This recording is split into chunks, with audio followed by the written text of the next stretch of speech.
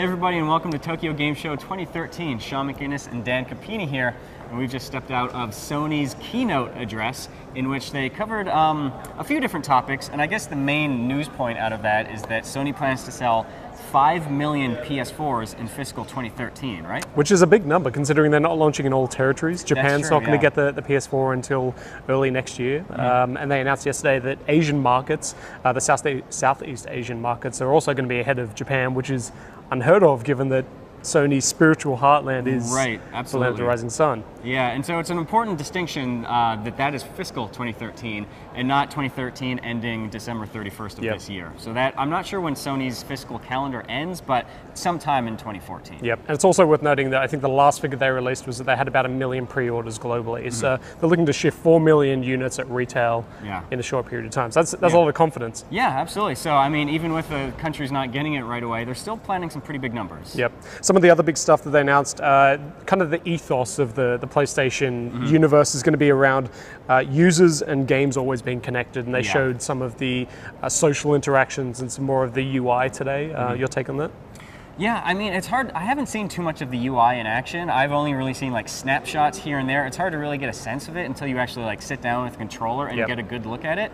It seems like they want to put everything in front of the users when you buy a game, whether it's on the mobile experience. Absolutely. My concern with that is that I don't want it to be just a constant news stream of things my friends have done on PSN, because I don't care if you got a new trophy in NAC. I don't care if you bought this new piece of DLC for Killzone Shadowfall. I want it to develop a intelligent system for filtering out the meaningful stuff. So I'm curious what they're going to do to make sure that that is stuff that you're interested in, and it fine-tunes all that feed for stuff that you really care about. Well, the good news is they did say it was going to be a personal feed. So hopefully you'll be able to go in and fine-tune. If you don't want to know every time somebody purchases something, turn that off. If you don't want the notifications for trophies, boil it down to the essentials. Sharing screens, being able to join games, that kind of thing. And speaking of PSN, they did mention that, they sort of clarified the whole real name ID thing.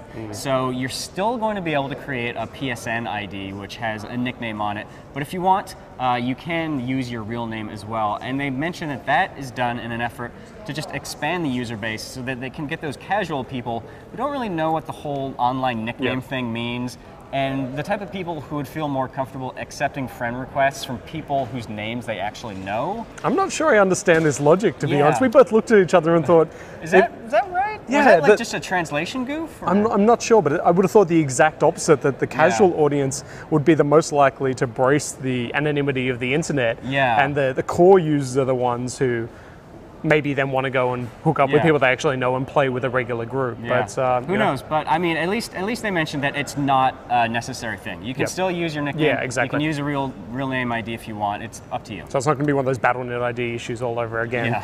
Another one that they mentioned was they talked a little bit about the PlayStation Vita TV and the fact that it's going to work with the DualShock 4. Because in the announcement last week, it was only confirmed to be bundled and work with the DualShock 3. It is going to be forwards compatible. And they mentioned support for the PlayStation 3, which they didn't, I don't think, in the announcement last week. So there may be ties there as well. And they did mention that the Vita TV will ship with support for 1,300 games. Of course, that does include the backwards compatibility library of the PS1 classics and the PSP games as well. So. Plus, potentially in that Gaikai space with PlayStation 3 on the PlayStation 4. And they also mentioned books, so they're going after the e-reader market a little bit as well, TV shows, that kind of thing. Yeah, cool.